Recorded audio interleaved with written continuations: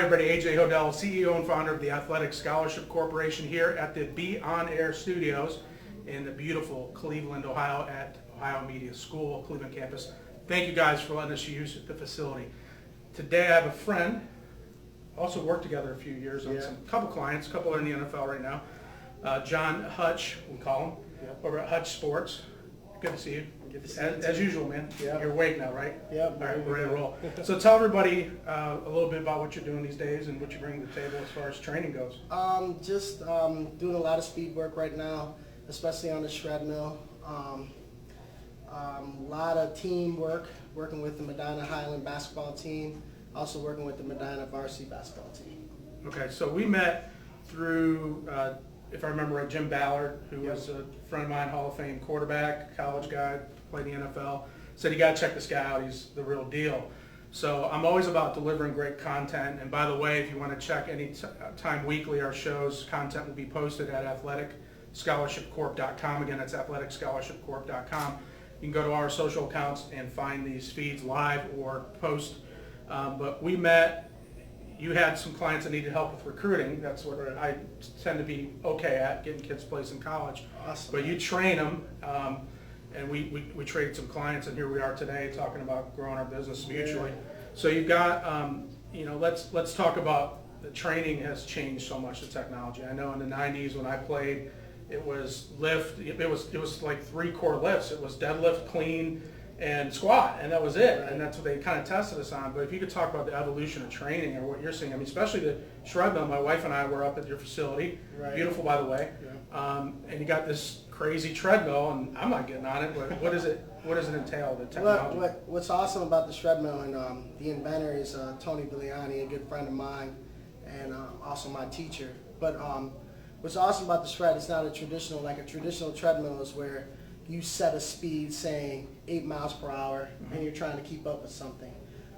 Where the treadmill is, you're the actual engine and you're really accelerating and making that speed. Or I've seen people on a fast speed or overspeed treadmill, and it's impressive. You see a girl running at 20 miles per hour, but can she generate that 20 miles per hour?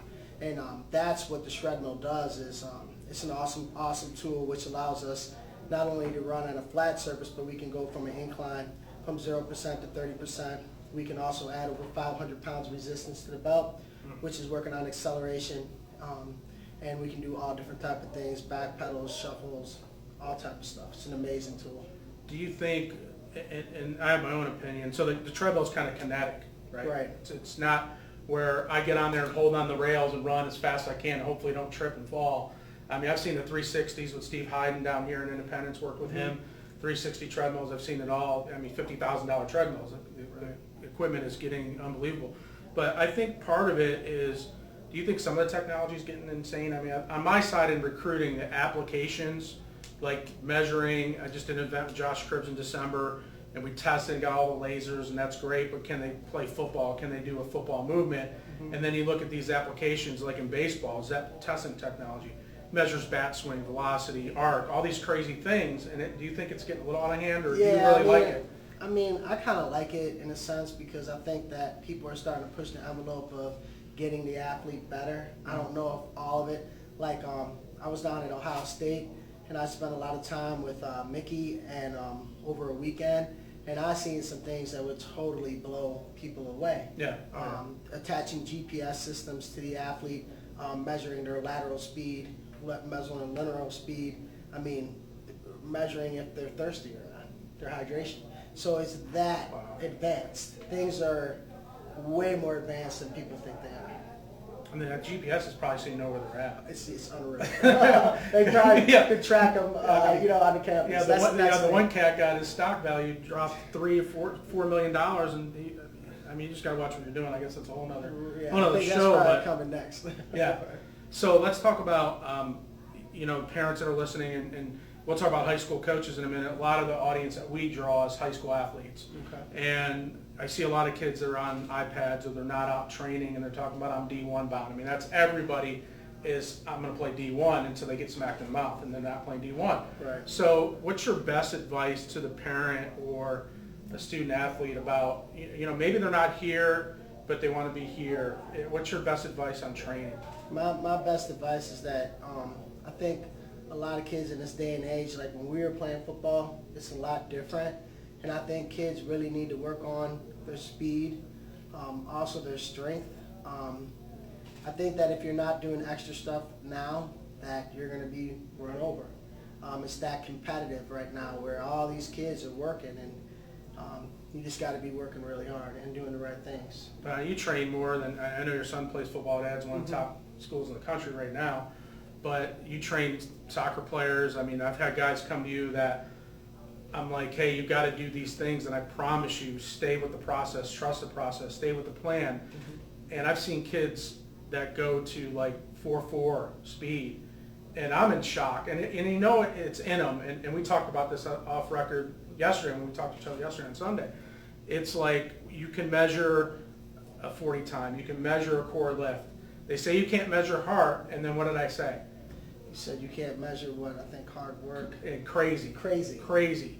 So there's an element for me when I look at kids, it's like, are they crazy? Are they intense? Do they have the mental toughness to sustain what you're doing to them? Now, you're pretty mellow. Anytime I ever hung out with you, you're real mellow, low key, but I would assume that you turn it up a notch. Oh, yeah. And and as a coach, you got to get the best out of them. You have to drag it out of them. Some kids, you could talk to them and you drag it out of them. Sometimes some guys got to really keep your hand on them, keep your thumb on them, push them hard. But the majority of the kids that come to us is kids that are in a situation and they really want to succeed. And then we just find the buttons to push during training to drag, take the intensity more up and to drag it out of them more. So you believe in my other level of analytics is crazy? Yes, I believe in it. Because I wasn't athletic, I was crazy. I think to play football, you have to be a little crazy. Yeah, I mean, soccer, volleyball, you still got to be intense. Right. I mean, these sports is just becoming more intense every day. I mean, these athletes are training from when they're a little kid and, being instilled in them to win. And it's just that competitive now. I see sports a lot different. When I graduated from St. Ed's, the recruiting process was different. Things is totally different now. Well, just talking about your son at 4.3 GPA. Great student. And I'm like, you know what? He could be, we haven't analyzed his tape yet, and that's what tells the truth, but you also have to guess. Is he going to get bigger, faster, stronger? Probably, if his dad's training him. If you leave him with me, he probably wouldn't get any better athletically, but when you push a button on our end, the technology, the texting platforms, the faxing, the phone calls, just that mass marketing is the value we bring at our agency to get those kids in front of them. But the reason why I wanted you today on the content side is you got to have something to present. Oh yeah. You don't, like I said, you don't hire a painter to fix your car. I'm like a painter when it comes to I can help kid get placed, I can market, but when it comes to training, you've got to find somebody. And I think these high school coaches, and that will lead into that question, is these high school coaches are starting to figure it out. About 5 years ago we talked, they would like kick you out of the door. They didn't want any recruiting help, they didn't want a trainer, they had it all. And then the kid's graduating and the parents are going, what are we supposed to do? We don't have, nobody called me. He's not ready for college ball, she's not ready for volleyball. Do you see that shift coming? Yeah, I think coaches are starting to realize they need help. I mean, let's think about it. There's sometimes 114 kids on a football team. I mean, it's just hard, and for the kids that really want to succeed, they're gonna have to put in some extra credit. So, I mean, that's where the training comes in hand. That's where you come in hand. Yeah. Because these kids need help. I think some of the coaches are starting to realize that. Not that the coaches don't do a great job, because they do, but I think everybody needs a little help now and then. I think it's, from a culture standpoint, I agree, as a former coach, former player, and yourself, that you got to have a chemistry and a glue, and everybody's got to, you got to look at that guy and say, I'm willing to go the extra mile for you, and if I get injured, it's a brotherhood or a sisterhood. So I think you have to have those kids there during season. I agree with that. Yeah. Train together, but in the off season, what's your regimen, or what do people? Well, first and foremost, I think I have a great relationship with a lot of coaches, and that's because we tell the kids if they want to train with us, you have to mandatorily go to anything that the school has. You can't tell the kids to come to your training place, because at the end of the day, I don't have a uniform for them in my closet. So Yeah. it is mandatory that they attend what's at the school, and then we just work extra credit on the side. For us, we're open Monday through Sunday, so Yeah. we just do extra credit and get these guys better and help the coaches, and it works out. So I've personally seen guys from North Canton. I remember one that Denisoff rings a bell, and hopefully he's not listening right now. Great kid, solid kid, wanted it, had the craziness, the intensity, the great grades, but wasn't there yet as an athlete, undersized. So I say, hey, go see him. It's kind of a haul from Canton to Medina. I know you've got relationships in Florida and pro deals going on, but this isn't a pro guy yet. What did you do in that circumstance, just the relationship, and what kind of advice did you give him to get him to where he was at? I mean, he ran track, he ended up going states. I mean, it was a transformation. So I think the majority of what we do is when we bring kids in, the first thing we do is really work on their nutrition. I mean, it is just critical. I have a great nutritionist on staff that helps out a lot. So whole peanut butter, chips, and whole milk. Yeah.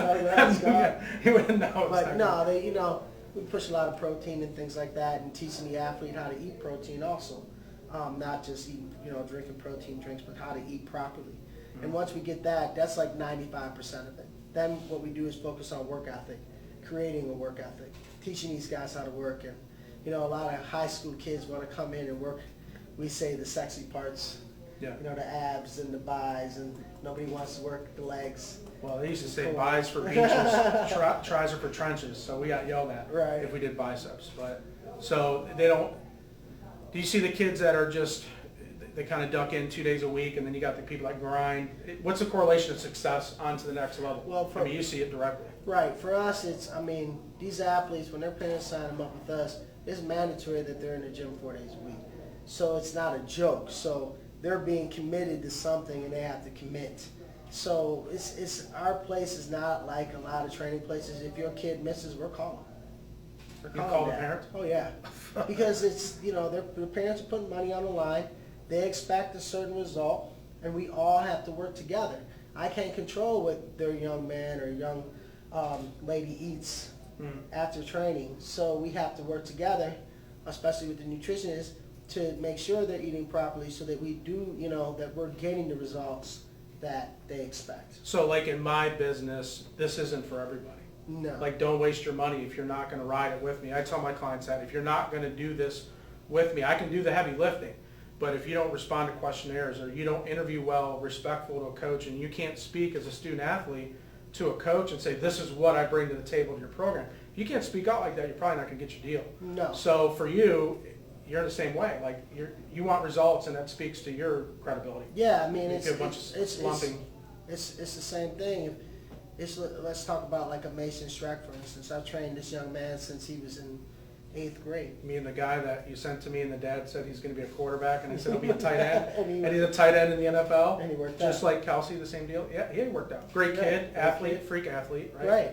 But even Mason had to work. I mean, Mason worked his butt off, and that's, Mason was genetically blessed. But besides that, his work ethic is what got him where he is today. And that's what a lot of kids have to understand is consistency over time. You may not be that guy that's going to run a 4.5 or 4.4 right off the back, or you might be close, but you won't have to work for the extra stuff. In Mason's situation, he just took pride in his work ethic. And that's what we really looking for kids to do, is kids that really want to work. And sometimes parents will come to us, and it may be the parent wants it more than the kid.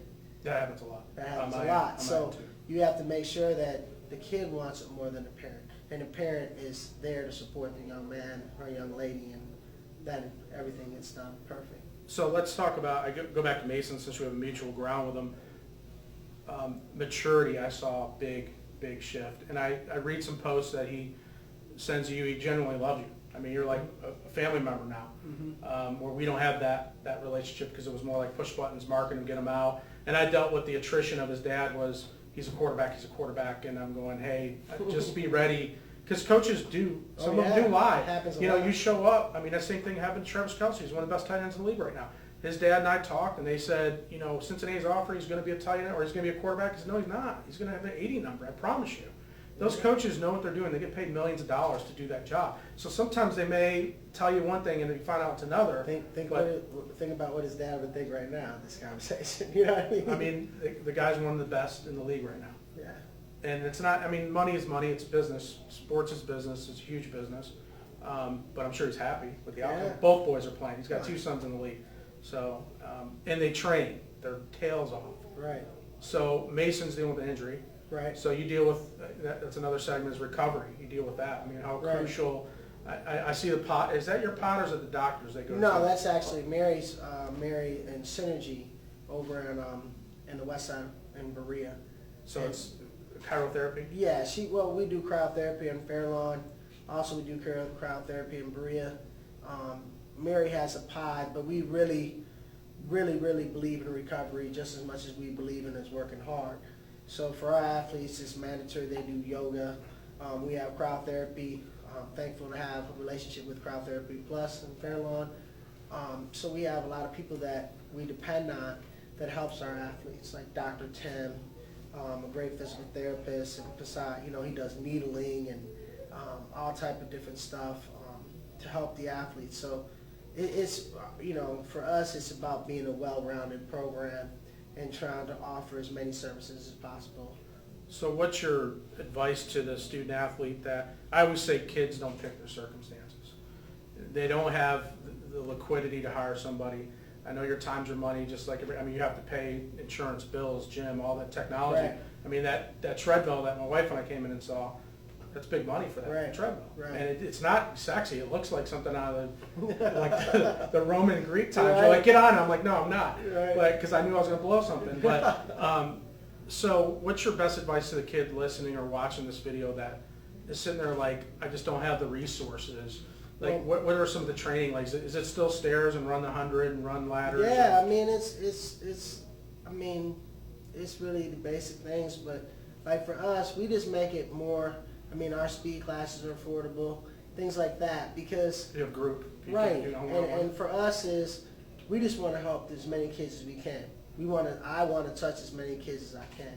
So I think that a lot of training places, I think you have to look diligently as an athlete, and there's a lot of people out there that want to help, and they make classes affordable right now. The athlete, I mean, it's hard. You can push yourself, but then when you get in a class setting like ours, you think you really push yourself and you haven't. I think everybody needs somebody. People are not going to guide a kid like I've watched you help a lot of kids get scholarships. I've been working with you for a long time. So people don't have those connections and relationships that you have. So therefore, I think people have to, in this business right now, the way it is, you really need the right people involved to help. Well, I mean, it's a matter of when I spoke to somebody that just met with me and connected them with you, and you know them too. It's don't hire a family member or friend. That's the worst thing you can do. It's like penny wise, pound foolish. Like, I'm going to go do this because my cousin trains and he's just opening up this and he's going to help. It's like, no, get somebody that's going to beat your ass, beat your heart. Right. And you care about your clients. I know that, and that's a whole other conversation about as a parent. When you pass off your kid to a college coach, you have to interview that school and that coach as this person's going to be a major influence in my life. I mean, you remember, you played high school, college, those people, you remember them till you die. Oh, yeah. You remember your teammates, you remember your coaches and the influence they had in your life, good and bad. Absolutely. And they have such an impact. So I know you personally get involved, and unfortunately everybody that listens to this can't contact you. Are you ever going to work on online content? Or you? Yeah, I think that's the next thing I would like to work on, things like that. Down the road. We could start with this. Yeah. So online content one of these days, that's the big goal. But locally, if somebody's in Northeast Ohio and they want to train, how they get a hold of you? Oh, they can give me a call at 440-497-7875. They can also show up at our location anytime, and that's over at 913 North Court Street, Medina, Ohio, 44256. So you're doing some flexibility. We didn't really cover that, but a lot of kids, I believe, core strength, flexibility, quick twitch. I mean, you got to be strong, big, fast, flexible, good looking, all that stuff anymore. So flexibility-wise, let's cover that. Well, flexibility-wise, I have one of them, Jill Pulowski. She's the most amazing yoga instructor. So I'm lucky on staff. I just have the right people. You know, I'm not the type of person to say I'm great at everything. Yeah, oh yeah. So I put together a staff of people that help me. So it's mandatory that our athletes at least do yoga 1 day a week. You know, we have recovery days, we have recovery boots, we have as many things to help with the athlete's recovery. Flexibility is power. Yep. So it's important, you know. In our workouts are designed to not only affect every muscle in the body, but also we spend a lot of time on core strength. So it's critical. I always say the game is played from here down. That's just me. Not that the upper half doesn't have to be strong, but I'm really focused on the core, legs, and you know, it's just that's where the game is won to me. I agree, because I've seen a linebacker friend of mine play for the Packers literally jump up on a full ball and land and stick it, and I'm going, that's freak. I've seen guys squat 700, 800, and you're like, they're strong, but they're not an athlete. Like, they're an athlete from an iron standpoint. They can core lift, power lift, and that's great. That's what they're good at. When it comes to doing athletic movement, complete movement, when I saw that, I was like, it's just like I always explain it like this. I say, what is football? Football is acceleration, deceleration. Small space. Right? So acceleration, deceleration means stop and change direction. So how should you train? So that's how I talk to the athlete and get them to understand that, you know, you have to work on those things. You know, speed, agility is very critical. In Northeast Ohio, a lot of people think the weight room is the answer. I went down south and I would beg differ on that. It's you know different what I mean? Florida. I've had It's kids, so we talk about, different. I've had kids come up with Josh and I did a camp in Massillon. There was a snowstorm that day. Kids flew up from Florida in the south, and the kids in Ohio looked and went, and it's a totally different world. Right. I mean, everybody's running 4.4, 4.5, and everybody says they run 4.3, and then when you actually put a clock on it, you're a high school kid. It's a 4.4, Right. 4.5. But, Right.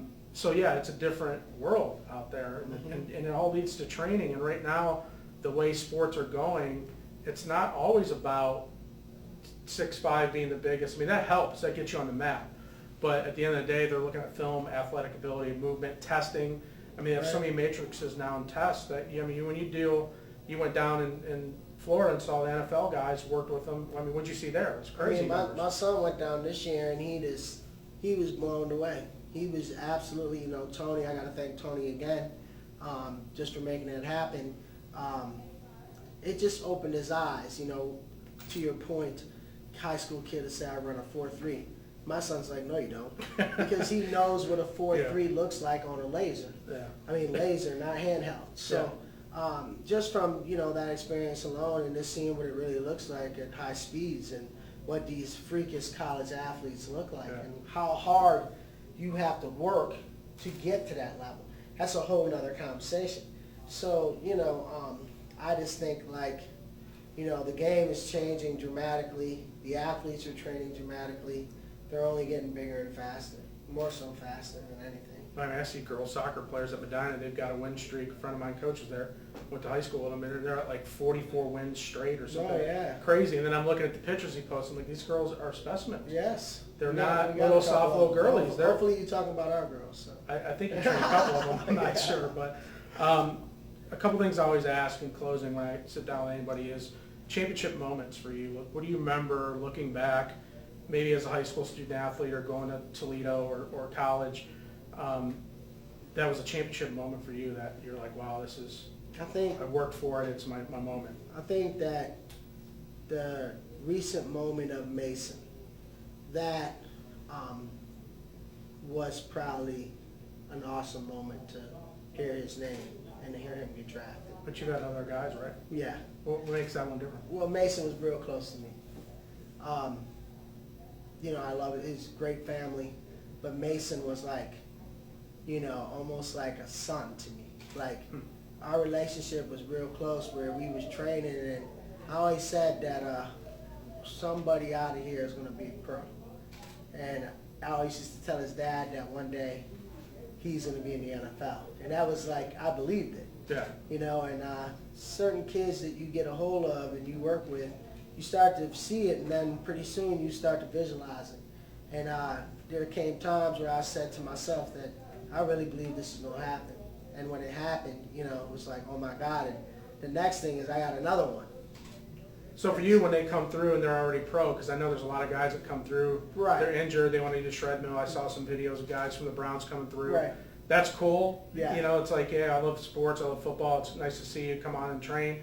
But for you to see it from cradle to grave, we call it, but he's Right. not dying yet. But Right. you saw him when he was just a high school athlete. When he was raw. And he was playing on a team that couldn't utilize his ability No, at that and time. that was the most, like I said, that was the most awesome thing because, you know, Mason broke his collarbone. To go through that, where he broke his collarbone and we had to hurry up and get him on the field because he was trying to get a scholarship. Right. I'm sure you remember those times. Right. So, you know, that was, you know, you do all this work and you're working. The end goal was to get a scholarship. You never thought it would go this, you know, far. But Yeah. you're working for something and, you know, now we got another one that I've worked with for a long time. It's Chris Ford. He's very close to me too. And it was always him and Mason working in the same room. And here Chris is a senior at the University of Buffalo, and he's doing great things already. And there's already teams talking about him. And I'm sitting here saying, could he go, you know, even earlier rounds? So that's another kid. Is, you know, I watched this kid. He's worked through a lot of circumstances in his life. You know, he's suffered, and I only wish great things for that young man. So you had a champion moment. What's your moment? I don't want to say redo, but it was just the most challenging time that you can remember. Most challenging time? Right. You got a lot of them, or? Yeah, I've got too many. I got a lot of them. Too many. I I just have a challenge this morning. Yeah, you know, I think that being in this business is always a challenge.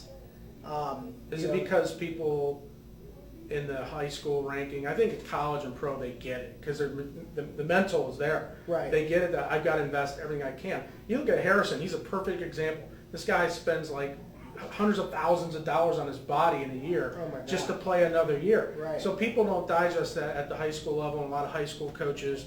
I think they've gotten better because when I started, it used to be like, stay away from the marketing. I got it, I'm your gatekeeper.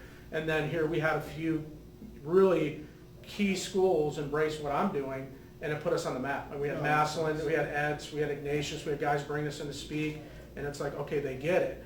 And that's why they get the results they get, because they look for every out-of-box opportunity. But with you, I saw the same thing, and we talked about it before, was it's so hard to get coaches to say, go ahead and work with my kids. They kind of like, they hold the kids back sometimes. And I'm not trying to trash a high school coach, I'm just being honest to a parent. I think the coaches, you know, it's their job. Some of them take a lot of pride in it. And I understand sometimes that they, you know, holding on to that. So at the end of the day, I feel that it's really up to the parent. It's not up to the coaches. That's your kid, right? It's their kid, and as long as, for me, all I know is our program never tells a kid not to go, to come to us and not to go to the Because some school. do that. Well, the kid will say, okay, think about it. Let's be I'm realistic. missing this workout here because I got to go to my guy. But there's 65 kids, and Right. he's thinking, I'm getting a better workout over here. Why does it matter? But it does matter. And I always tell the kids that it's really important that for team chemistry and to be a leader, because we want our guys to be leaders, that it's mandatory that you go to the school stuff. There's no option. Right. And that's what I think is the most important thing. And I think that there's enough time to work behind the scenes to help them. That's why as trainers, you have to be flexible in this business. You can't make it about your time. It has to be about theirs. And you always have to make sure the athlete's doing the right thing so he doesn't get in trouble. Because that's really your responsibility, is to help him, not hurt him. I mean, I always see the overzealous parents winning. Sometimes, I mean, I love my clients, but sometimes they'll burn you if you let them. Like, I've learned that to stay married and to have work-life balance, I've got to shut the phone off. I've got to take a day off, and Sundays are my day off now. Right. But I used to not do that. I used to be accessible all the time, and I realized that people will burn you down. Oh, yeah. If it's for their kid, because it's their kid. Right. But I always see the overzealous invest, and they get it. And there's some that sit back and say, it's the coach's responsibility at the high school level. And you know what? They're a high school coach. It's at an entry level of skill set. They're a teacher. They're great people. They love their kids. They mean well, but they're too busy to do all those things. And more importantly, they can't spend the individual time on each kid. I think that you're absolutely right. And I think that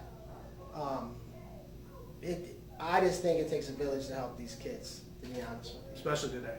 Yes. So for me, I mean, I'm going to do everything I can to help my son at the end of the day.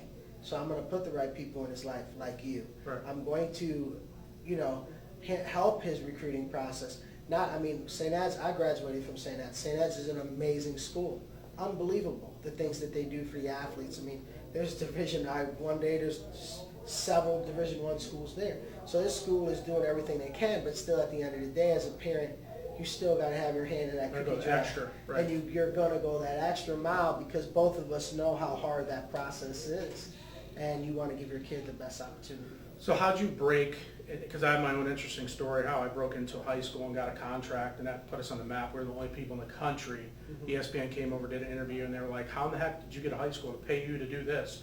And I've got an interesting story on that, but how did you break that wall? Because that's kind of, I haven't heard many people do it on that end either, where they're actually, I mean, bringing equipment in or working with their team. That's kind of like... I think that it took a long time, and I have to be very thankful to Coach Hass at Medina, for the head coach of Medina basketball. He seen my talent, and once he seen my talent and seen what I was able to do with kids and be able to get kids to work hard and things like that, he gave me an opportunity. And from there, it just spread. You know, I worked with Hathaway Brown, Coach Barlow over there. Right. So I think that the more as a trainer, the more opportunities you get and the greater job you do, people are going to trust you. And then when they trust you, they're going to give you opportunities. Like my new opportunity with Highland basketball girls.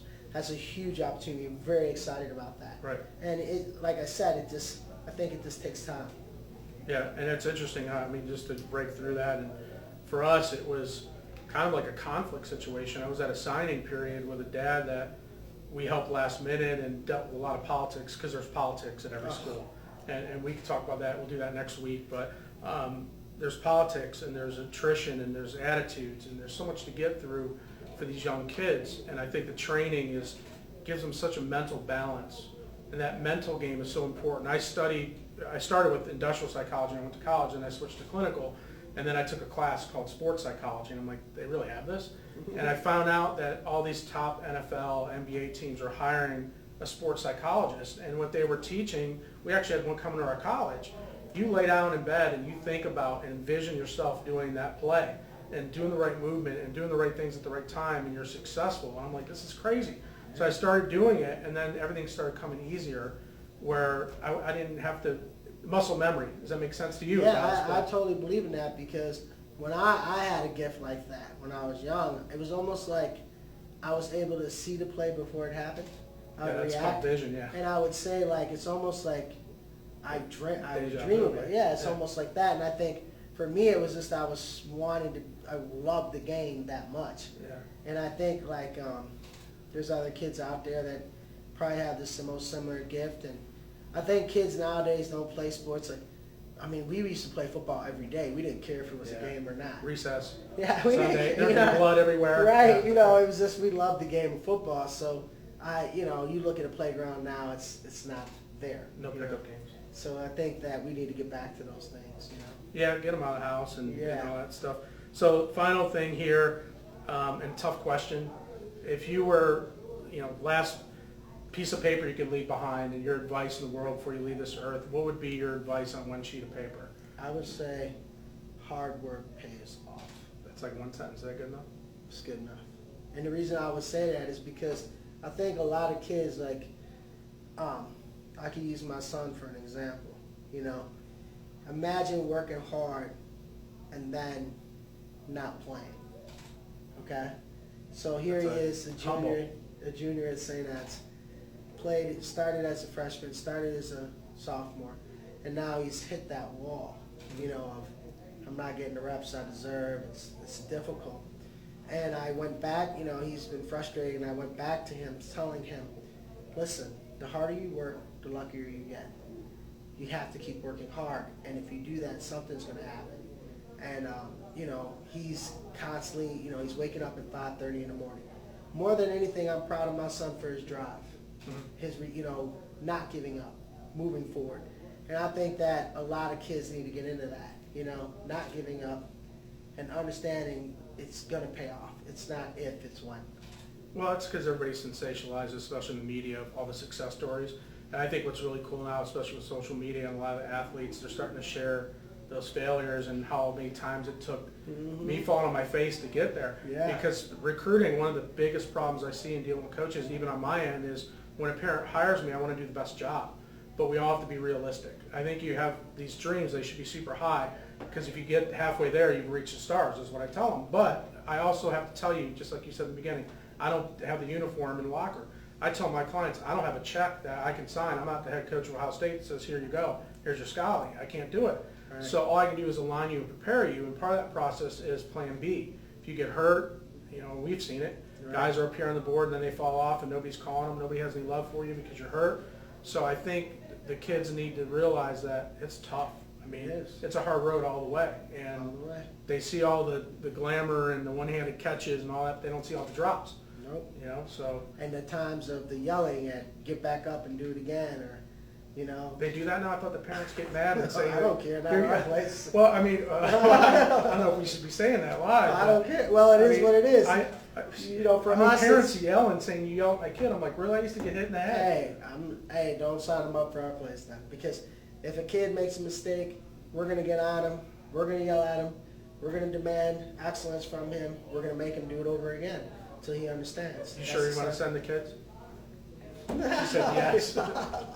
So it's called tough love, folks. But man, I appreciate you. No, I appreciate you. Thank you so much.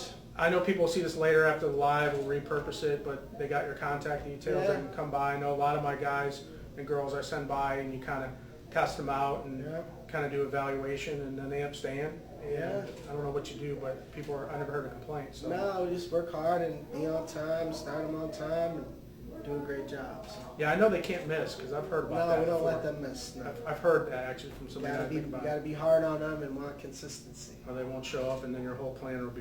We'll knock on their door. So everybody, yeah, you will too. You call them. Yeah. Again, Hutch Sports, AJ from Athletic Scholarship Corporation. Hit us on all of our social accounts. You can see our past interviews. We always got celebrities, trainers.